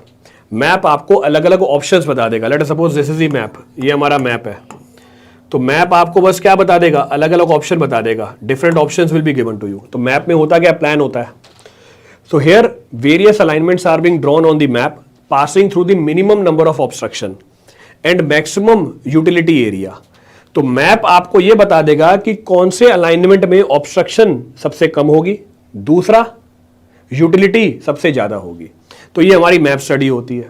तो पहला जो आ गया सर्वे उसको हम बोल देंगे map study. The second is termed as reconnaissance और रेकी. ये बहुत ही कॉमन टर्म है जो आप सुनते हो. अब रेकनेंस क्या होती है? It is done by visiting the location. अब आप लोकेशन पे जाओगे अंडर कंसिडरेशन, ये सारी लोकेशन पे जाओगे, तीनों लोकेशन पे, तो you will visit the location. ठीक है. रेकी क्यों की जाती है? ऐसी बहुत सारी चीजें हैं जो आपको मैप के ऊपर नहीं मिलेंगी. सेकंड, मैप बना था आज से 10 साल पहले, आज के टाइम पे बहुत सारे चेंजेस आ गए. There are several changes which are being introduced. तो आपको देखना पड़ेगा मैप पर जो आपने देखा था क्या प्रैक्टिकली वैसा अवेलेबल है या नहीं है. तो इसके लिए आपको फिजिकली कहां जाना पड़ता है? साइड पे जाना पड़ता है. आप सारी अलाइनमेंट्स की पॉसिबिलिटी को चेक करते हो. टेक्निकली क्या बोल देते हैं? रेकनेंस बोल देते हैं. नेक्स्ट है प्रिलिमिनरी सर्वे. अब प्रिलिमिनरी सर्वे इसमें क्या करते हो? In this we go for chain survey, compass survey, levelling की जाती है, सॉइल की इन्वेस्टिगेशन होती है, ड्रेनेज को चेक किया जाता है, ट्रैफिक स्टडीज की जाती है और जो मैक्सिमम यूटिलिटी एरिया है उसको डिसाइड किया जाता है. तो प्रिलिमिनरी सर्वे में ये सारी स्टडीज होती हैं. तो चेन सर्वे होगा, कंपास सर्वे होगा, लेवलिंग होगा, सॉइल की स्टडी होगी, ड्रेनेज के प्रोविजंस को चेक करेंगे, ट्रैफिक स्टडीज होंगी और मैक्सिमम यूटिलाइजेशन एरिया को भी डिसाइड किया जाएगा. प्रिलिमिनरी सर्वे के बाद हम क्या करेंगे? डिटेल्ड सर्वे करेंगे. जो ऑप्शन आपने सेलेक्ट कर लिया उसकी डिटेल्ड सर्वे की जाएगी. डिटेल्ड सर्वे मतलब अब आप प्लानिंग करोगे, डिजाइनिंग करोगे, मटेरियल की एस्टिमेशन करोगे और फाइनली डीपीआर बनाओगे. इसको हम बोलते हैं डिटेल्ड सर्वे. मैप में जो लाइंस हैं वो ऑलरेडी मैप में ही होगी क्या? हैरिस खान अभी अपनी स्टेटमेंट पढ़ो. मैप में जो लाइंस हैं वो ऑलरेडी मैप में होंगी क्या? क्या बोला है आपने? आपके हाथ में जो लाइंस हैं क्या वो ऑलरेडी आपके हाथ में होंगी क्या? अब क्या मतलब है इस सवाल का? मैप में जो लाइन है वो ऑलरेडी मैप में होंगी क्या? डीपीआर का मतलब डिटेल प्रोजेक्ट रिपोर्ट.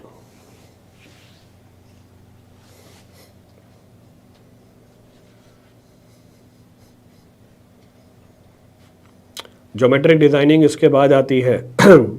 इसके बाद नहीं आती है. डिटेल्ड सर्वे में लिखा तो है designing. Here only designing is being carried out.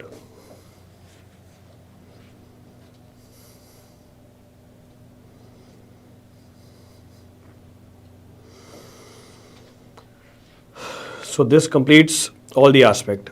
तो मैप स्टडी करते हैं, रेकनेंस करते हैं, प्रिलिमिनरी सर्वे करते हैं और फाइनली डिटेल सर्वे की जाती है. Finally detail survey is being carried out. चलिए आगे बढ़ते हैं. Refer the problem on this. सवाल देखो. IRMS कैंसिल हो गया क्या? अभी मेरी बात नहीं हुई है रेलवे मिनिस्टर से. अभी बात करूंगा उसे, बात करके बताऊंगा मैं आपको. चलो देखो सवाल क्या पूछ रहा है. Under the Nagpur road plan. तो जो नागपुर रोड प्लान है, which of the following are not relevant in planning the road development programme in the backward district. Existing agriculture drainage network of the canal. क्या पूछ रहा है? Which of the following are not relevant, कौन से relevant नहीं है? So which of the following are not relevant in planning the road development program in the backward district? Existing agriculture, drainage network of the drain canals, चलो, existing number of panchayat union, existing number of village mud track road, number of villages with population 10,000 and above. Map में जो alignment है वो कहाँ से लेते हैं? Map में जो अलाइनमेंट है वो हम डिसाइड करते हैं। किसी भी शहर का मैप, अभी मैप तो बना हुआ है ना चंडीगढ़ का, देखो ये चंडीगढ़ का मैप दिखाया था आपको, मैप वॉज बीइंग शोन। अब मैप दिखा हुआ है, अब मैं रोड डिसाइड करूंगा, आई डिसाइड कि मेरे को रोड कहाँ से लेके जानी है। तो ये मैंने डिसाइड किया कि मेरे को रोड कहाँ से लेके जानी है। तो मैप के ऊपर अलाइनमेंट हमने डिसाइड करी, वी हैव डिसाइडेड। अभी अलाइनमेंट कैसे डिसाइड करी? एक, ऑब्स्ट्रक्शन सबसे कम हो, ऑब्स्ट्रक्शन शुड बी लीस्ट। दूसरा, यूटिलिटी एरिया क्या हो, सबसे ज्यादा हो। क्लियर है? चलो आगे बढ़ते हैं। क्या डिस्कस कर रहे थे? So under the Nagpur road plan which of the following is not relevant, कौन सा रेलेवेंट नहीं है? इसमें से कौन सी बात रेलेवेंट नहीं है? बोलता है agriculture drainage network of the drain canals. भैया रोड के डेवलपमेंट के लिए ड्रेन कैनाल्स रेलेवेंट नहीं है। Next, existing number of panchayat union. अब पंचायत यूनियन का क्या लेने देना रोड के डेवलपमेंट के अंदर? So it is not relevant. Existing number of village mud road tracks, clear है। Next, number of villages with the population of 10,000 and above, ये चीज रेलेवेंट है, दिस इज रेलेवेंट। मुझे पता होना चाहिए कितने विलेजेस हैं जिसको आपको सर्व करना है, which is to be served. तो ये चीज रेलेवेंट है, बाकी सारी चीजें क्या है? इररेलेवेंट है।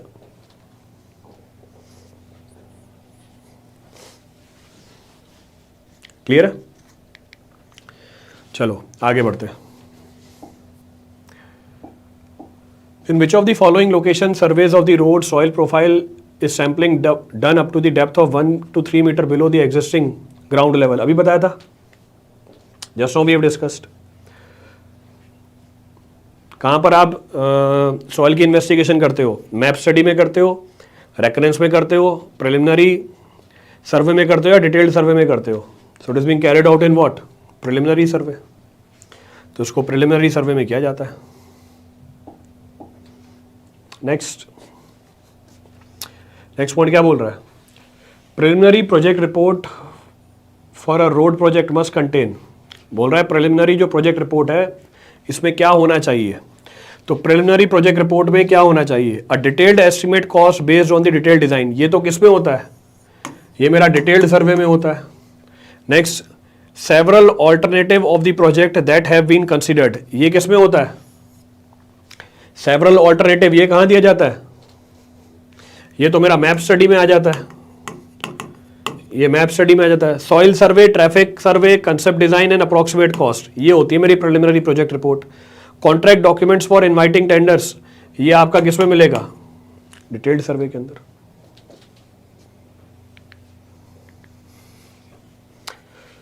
So this completes your first chapter, ये आपका पहला चैप्टर कंप्लीट कर देता है।